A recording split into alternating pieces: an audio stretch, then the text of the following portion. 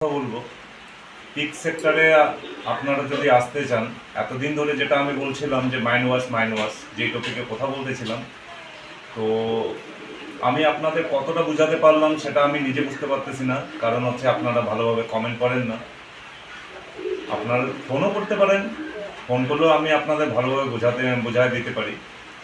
আমি ডুয়ার্স থেকে বিলং করি, আমি বাংলা ক্লিয়ার বলতে পারি না। তো আমি যেভাবে বাড়িতে যেভাবে কথা বলি বা সবার সঙ্গে আমি সারাদিন যেভাবে কথা বলি, তো সেইভাবে এই দাদাকে আজকে পুরো পিক সেক্টরে আসতে গেলে কি কি করতে হয় সেটা আমি আজকে ভালো করে বুঝিয়ে দিব। ভিডিওটা একটু ভালো করে দেখবেন, স্কিপ করবেন না। তো দাদার পরিচয় দাদা নিজেই দিবে। আমার নাম সারথী চন্দ, আমার বাড়ি কল্যাণী, নদিয়া ডিস্ট্রিক্ট থেকে আমি এসেছি। তো দাদার সঙ্গে অনেক দিন ধরেই দাদাকে ফলো করি আমি। দাদার বিভিন্ন ইনফরমেটিভ ভিডিওগুলো আমি দেখি, আমার খুব ভালো লাগে। এবং আমি একজন নতুন উদ্যোক্তা, তরুণ বলবো না, নতুন উদ্যোক্তা। আমি শুরু করতে চাই পিগ ফার্মিং। তো দাদার অভিজ্ঞতা একটা বিরাট অভিজ্ঞতা পিগ সেক্টরে। তো সেটার জন্যই আমি এত দূর থেকে এখানে ছুটে এসেছি। এসে দাদা, আমার প্রথম যেটা কোয়ারি, যেটা আপনার ফার্মটা আমি দেখলাম, আমি শুরু করতে চাইলে, আমি একজন নতুন, আমি শুরু করতে চাইলে কি কি বিষয়গুলো মাথায় রাখাটা সবচেয়ে আগে জরুরি? কোন বিষয়টা সবচেয়ে বেশি জরুরি মাথায় রাখাটা, এই বিষয়টা যদি একটু বলেন তাহলে আমাদের শুরু করতে খুব সুবিধা হয়। এবং আমার মনে হয় আমার মতো যারা নতুন শুরু করবে তাদেরও বিষয়টা বুঝতে সুবিধা হবে। দাদা, প্রথমে আমি একটাই কথা বলবো, পিক সেক্টরে আপনি আসবেন কিসের জন্য? দেখুন, দুটো উদ্দেশ্য পিক সেক্টরে আসবো। সেটা হচ্ছে, এক হচ্ছে একটা আয়ের পথ সুগম করা, এটা একটা মূল ও প্রধান কারণ। দ্বিতীয় কথা, প্রাণী পালন নিয়ে ছোট থেকে বাড়িতে যেহেতু গরু পালন বা হাঁস মুরগি পালন দেখেছি, বাবা গরু পালন করতো, তো অ্যানিমাল হাজব্যান্ডের প্রতি একটা ভালোবাসা শিশুকাল থেকে আছে, মানে ছোটো থেকেই আছে। তো এইটা একটা কারণ। এবং একটা আয়ের বিকল্প, মানে যেটা বর্তমান যে পেশায়ের সঙ্গে আমি আছি তার পাশাপাশি একটা আয়ের সংস্থান করা, এবং তার সঙ্গে সঙ্গে আরও যে মাল্টি ইন্টিগ্রেটেড ফার্মিং সেই নিয়ে কাজ করার জন্য আমি আগ্রহী। মানে আপনি বলতে চাচ্ছেন আপনার হচ্ছে কিছু ইনকাম করবেন আর লাইফস্টাইলটাকে ভালো চেঞ্জ করবেন। একদম। তো প্রথমে আমি একটাই কথা বলবো, আপনারা তো একদমই নতুন, তো আপনারা যা করবেন একটু স্টাডি করবেন। স্টাডি বলতে দেখেন দাদা, অ্যানিম্যাল সেক্টরে আসতে গেলে এটা হচ্ছে দীর্ঘদিনের প্রসেসিং। এটাতে আজকে শুরু করলেন কালকের থেকে ইনকাম হবে না। তো এর জন্য স্টাডি আপনারা বই পুস্তক পড়ে বা যারা হচ্ছে পুরনো ফার্মার তাদের সঙ্গে বসে সলিউশন নেবেন যে দাদা কীভাবে শুরু করা যায়। প্রথমে তো আপনাদের হচ্ছে মাথায় একটাই কথা রাখতে হবে যে এখানে ইনভেস্টমেন্ট মানি খুবই দরকার, সেটা কম টাকা না, একটু মোটা ধরনের। যদি ধারণা দেন কত, মানে কিরকম একটা মূলধন নিয়ে শুরু করতে পারলে মোটামুটি একটা স্ট্যান্ডার্ড কাজ শুরু করা যায়? দেখেন দাদা, মোটামুটি করতে গেলে আপনাকে মাথায় একটাই কথা রাখতে হবে যে আমি মান্থলি ইনকাম কত টাকা ইনকাম করবো, সে তার উপরেই হচ্ছে বেশ হয়। আমি বলতে চাইছি, আমি একজন নতুন ফার্মার, আমার কোনো ধারণা নেই, কোনো অভিজ্ঞতা নেই, আমি শুরু করব। তো সেক্ষেত্রে আমার কিভাবে শুরু করা দরকার, যে আমি যখন ছোট করে শুরু করব কিভাবে আমার শুরু করা দরকার? তো আজকে আমি আপনাকে কাগজে কলমে দেখাই দেই, তাহলে সব থেকে ভালো হয়।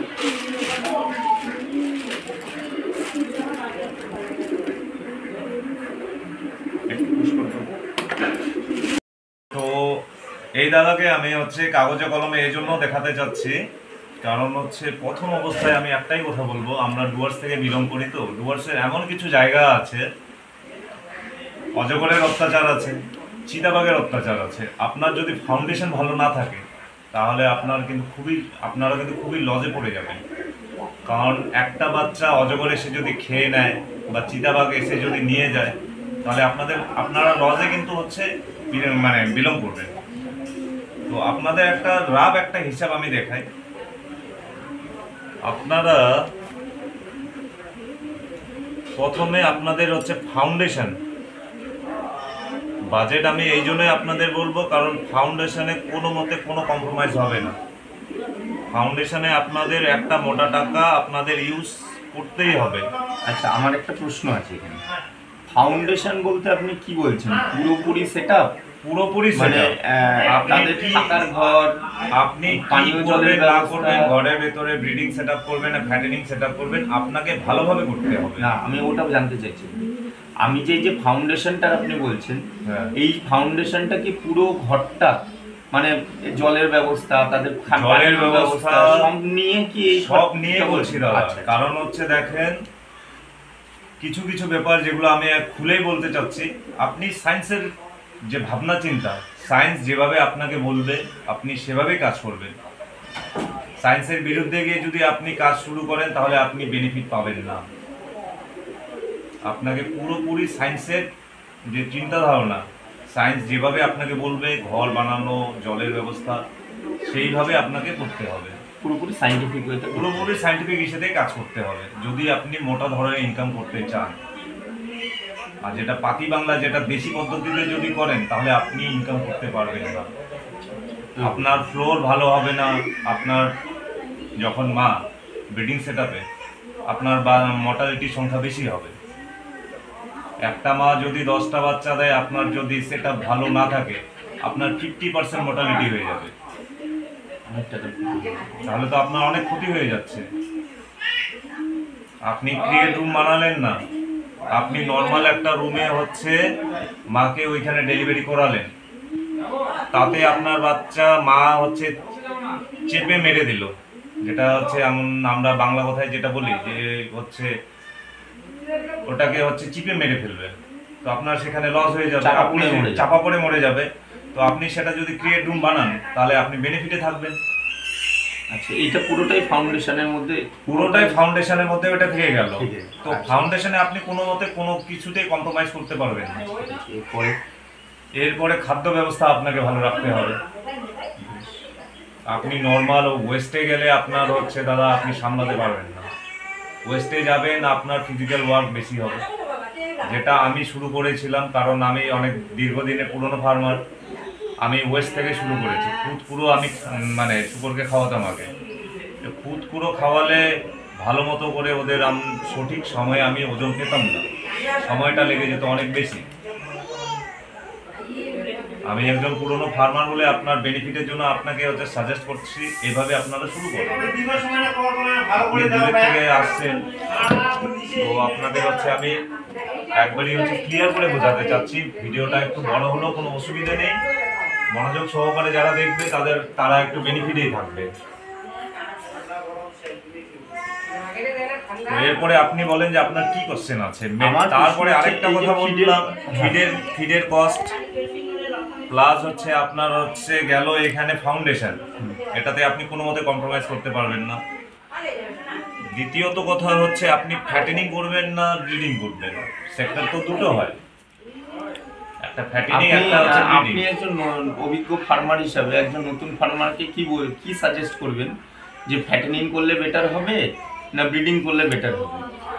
আমি প্রথমে যেহেতু তার কোনো ধারণা নেই, আমার যেহেতু কোনো ধারণা নেই, আমার কোনো অভিজ্ঞতা নেই, কোনো ধারণা নেই, আমি কিছু জানি না, তো আপনি অ্যাজ এ অভিজ্ঞ ফার্মার হিসাবে আমাকে কি দিয়ে শুরু করতে বলবেন যাতে আমার ক্ষতির পরিমাণ কম হয়ে আমি শিখতেও পারি এবং লভ্যাংশ বাড়াতে?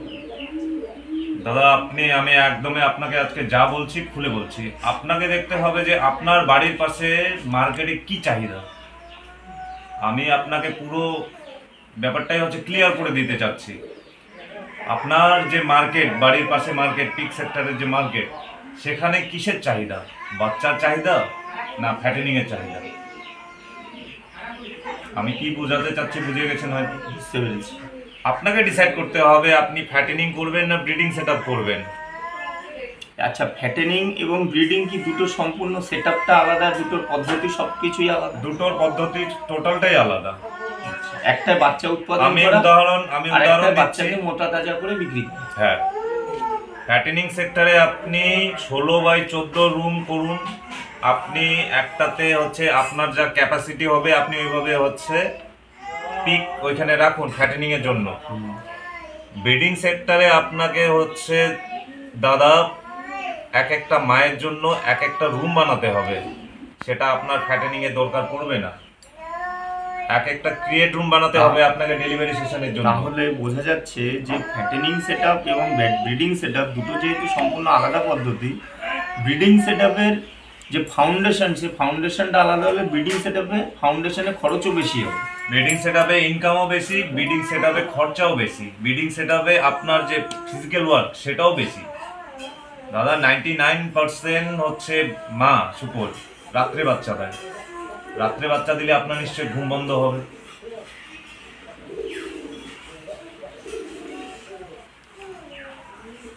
ঠিক, এবং তাদের বিভিন্ন যত্নের তাদের বিভিন্ন ব্যাপার আছে মেডিসিনের দিক দিয়ে। আপনি সব মানে আমি মেডিসিনের ব্যাপারটা একটু ছোট্ট করে বলতে চাচ্ছি।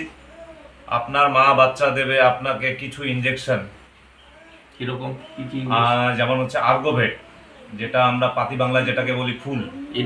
এটা আমরা কি মাকে দেবো না বাচ্চাকে দেবো? মাকে দিতে হবে। মাকে দিতে হবে। কখন দিতে হবে? ডেলিভারি সেশনে অনেক সময় কি হয় যে মা একটা বাচ্চা দিল, তারপরে 15 মিনিট 20 মিনিট আধা ঘন্টা 45 মিনিট পরে আরেকটা বাচ্চা দিচ্ছে। তার মানে যে মায়ের যে গর্ভধারণের যে থলি ওটা বেঁকে যায় বা ঘুরে যায়। গর্ভাশয়টা না, ওটা পাট পাট পাট পাট করেই থাকে মায়ের থলিগুলো। বাচ্চা দেওয়ার সময় অনেক অসুবিধা হয়, প্লাস অসুবিধা হওয়ার অনেক কিছু কারণ আছে। নতুন ফার্মার হিসেবে অতগুলো আমি বলতেছি না, তাও আমি বলে দিচ্ছি অ্যামক্সিসিলিন বলে একটা হচ্ছে পাউডার বা একটা ইনজেকশন করতে হবে। নাহলে দেখবেন আপনার বাচ্চা যখন বাচ্চা হবে বাচ্চার অনেক ধরনের রোগ হয়। আচ্ছা, তো আপনাকে সেটাও সাজেস্ট করতেছি, এটা করতে হবে। তো নতুন ফার্মার হিসেবে আপনার ফ্যাটেনিংয়ে আসুন। আচ্ছা, এইটাই আমি জানতে চাইছিলাম যে নতুন ফার্মার হিসাবে ফ্যাটেনিং দিয়ে আমরা যদি কাজ শুরু করি তাহলে তুলনামূলকভাবে আপনি একটু ইনকাম করতে পারবেন, প্লাস কিছু শিখতে পারবেন। কারণ হচ্ছে আপনি উইনিং বাচ্চা 10 কিলো থেকে 12 কিলো যখন নিয়ে আসবেন, তাকে 100 কিলো করতে গেলে যে একটা দীর্ঘদিনের একটা যে সময়ের দরকার, তাতে আপনি অনেক কিছু বুঝে যাবেন। অনেক কিছু শিখে যাবেন। প্লাস আপনি যখন ফ্যাটেনিং সেক্টরে আসবেন তখন আপনার কিছু ইনকামও হয়ে যাবে, তারপরে আপনি ব্রিডিংটা শুরু করুন।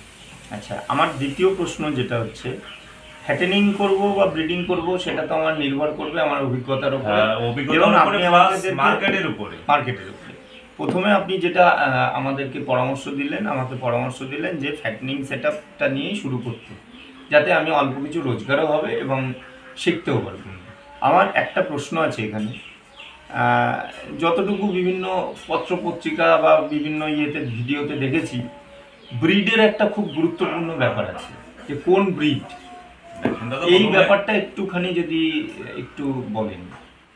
প্রথমে তো একটাই কথা বলবো আমি, যে আমাদের ভারতবর্ষে খুব কম ফার্মারের কাছে অরিজিনাল ব্রিড আছে।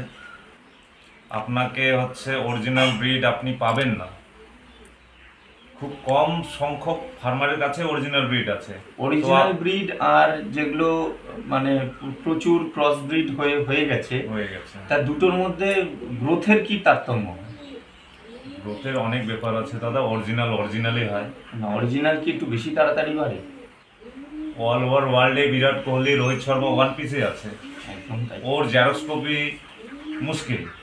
তো সেটাই আপনাকে মাথায় রাখতে হবে। আপনি ফ্যাটেনিং সেক্টরে যদি আসেন, আপনি ক্রসব্রিড নিয়ে কাজ করুন, কোনো সমস্যা নেই। আপনি ফিড আপনি ভালো মতো করে ব্র্যান্ডেড কোম্পানি ফিড যদি আপনি খাওয়ান, তাহলে 6 মাসে 1 কুইন্টাল পেয়ে যাচ্ছে। অরিজিনাল ব্রিডের যা রেট মার্কেটে আর ক্রস ব্রিডের সেম রেটেই পাবেন আপনি। তো আপনার হচ্ছে মেন আমি যেটা বোঝাতে চাচ্ছি, আপনি ওটাতেও যা পয়সা পাবেন এটাতেও তা পয়সা পাবেন, কিন্তু অরিজিনাল ব্রিড আপনি পাবেন না। আর আপনি হচ্ছেন একদমই নতুন ফার্মার, আপনি ব্রিড চিনতেও পারবেন না। আর আপনাকে, আমরা তো হচ্ছে ওয়েস্ট বেঙ্গলে থাকি, ওয়েস্ট বেঙ্গলে খুব কম আছে যার কাছে অরিজিনাল ব্রিড আছে। তো আপনি অরিজিনাল ব্রিডের কথা একদম ছেড়েই দেন, আপনি ক্রস ব্রিড নিয়ে ফ্যাটেনিং শুরু করুন, নাহলে আপনি ব্রিড খুঁজতে আপনার 6 মাস চলে যাবে।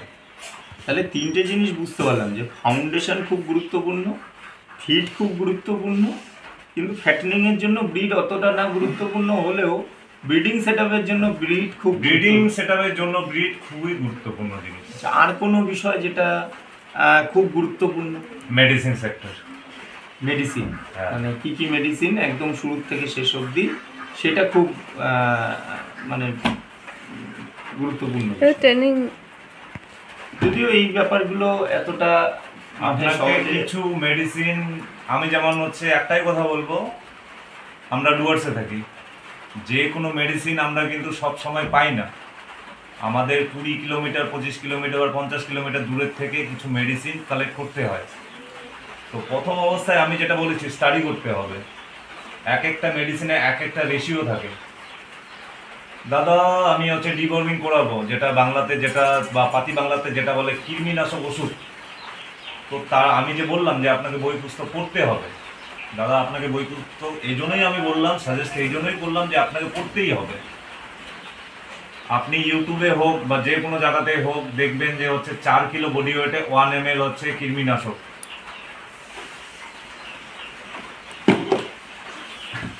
তো যে কোনো মেডিসিন যখন আপনি আনবেন, আপনাকে এইখানে পড়তে হবে ভালো করে যে এইখানে কি লেখা আছে, কত ml এ কত বডি ওয়েটে আমাকে দিতে হবে।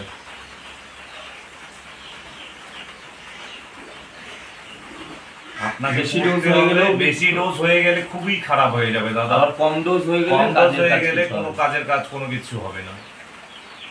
এটা আপনারা কোনোদিনও পাতি বাংলাতে যাবেনই না, এটা যা সায়েন্স যেটাই বলবে সেটাই করবেন।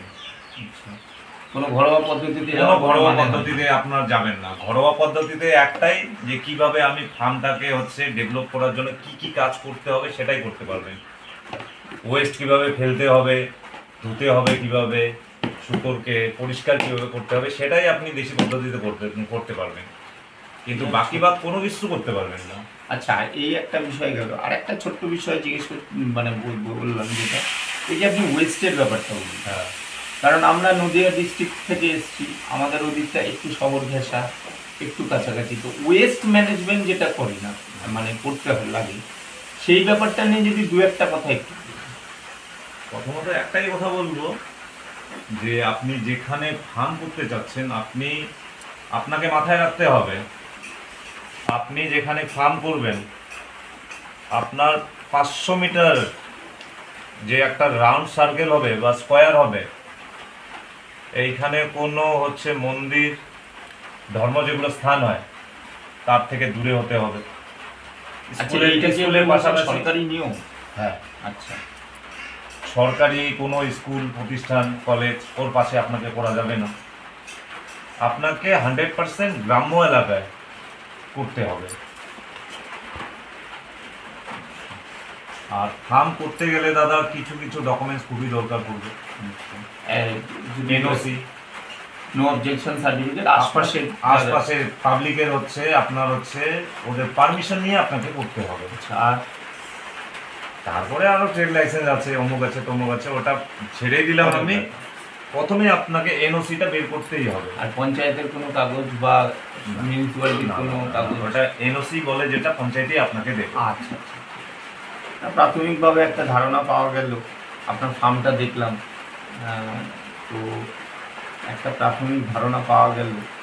আশা করি যে যদি একটা ভালো মানে যদি শুরু করে একটা অভিজ্ঞ ফার্মারের সঙ্গে সবসময় যদি যোগাযোগে থাকা যায় এবং তার পরামর্শ নিয়ে কাজ করা যায়, আমার মনে হয় যে যে কোনো ফার্মিং সেক্টরেই অভিজ্ঞতার যেহেতু সবচেয়ে বেশি দাম, তো অভিজ্ঞ ফার্মারের সঙ্গে যোগাযোগে থাকলে মনে হয় ফার্মিং সেক্টরে আরও বেশি করে ডেভেলপমেন্ট হওয়াটা বেশি সুবিধা হবে। দাদা অভিজ্ঞ ফার্মার তো একদিনে তো অভিজ্ঞ হয়নি, না। ও দীর্ঘদিন ধরে অনেক কিছু ধাক্কা খেয়েছে, অনেক কিছু শিখেছে। তো সে আপনাকে যদি সেই লোক যদি অনেস্ট হয় তাহলে আপনাকে সাজেস্ট করবে। আপনাকে অসংখ্য ধন্যবাদ দাদা। ভিডিওটা এত দূর থেকে আসা আমার সার্থক, অনেক কিছু জানতে পারলাম দাদার থেকে।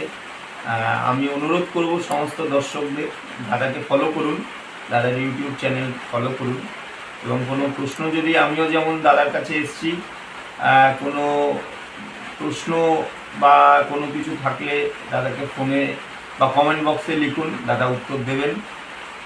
এবং ভালোভাবে ফার্মিং করুন, ফার্ম ভিজিট করুন, অভিজ্ঞতা সঞ্চয় করুন, এবং আগে মনস্থির করুন যে পিগ ফার্মিং করবেন। সবার আগে একটা কথা আমি বলতে চাই যে যে কোনো অ্যানিম্যাল হাজবেন্ডারির ব্যবসাতে পশুটাকে ভালোবাসতে হবে, সেটা একটা গুরুত্বপূর্ণ বিষয়। দিয়ে আপনারা কাজ শুরু করুন। ধন্যবাদ। তো আমি একটাই কথা বলতে চাচ্ছি যে যে কোনো কাজ করবেন, কাজকে ভালোবাসবেন, কাজ অটোমেটিক আপনার ক্লিয়ার হয়ে যাবে। কাজকে ভালো না বাসলে আমি যতই বোঝাই আপনাদের, খাতার উপর খাতা লিখে দিই, আপনারা কোনো কিছু করতে পারবেন না। আপনাকে যে কোনো কাজ ভালোবাসতে হবে, তাহলে আপনার কাজ ক্লিয়ার হবে। তো আমি আরেকটা কথা যেটা বলতে চাচ্ছি, যেটা একটা পিকচার আমি দেখেছি, যেটা 3 ইডিয়েট। সেটার থেকে আমি একটাই শিখেছি যে কাবিল বানো, কামিয়াবি আপনি আপ আ জায়গা। তো প্রথমে আমি যেটা বললাম যে স্টাডি করো, স্টাডি না করে পিক ফার্মে আসবেন না। স্টাডি আপনাদের করতেই হবে, তার জন্য 3 মাস 6 মাস 1 মাস আপনাদের স্টাডি করতেই হবে। পিক ফার্মে অনেক কিছু ব্যাপার আছে, যেটা মেন পার্ট, যেটা মেডিসিন, আপনাদের স্টাডি করতেই হবে। ভিডিওটা অনেক বড় হয়ে গেল, তো আজকে এতটুকুই। দেখা হবে অন্য ভিডিওতে। নমস্কার।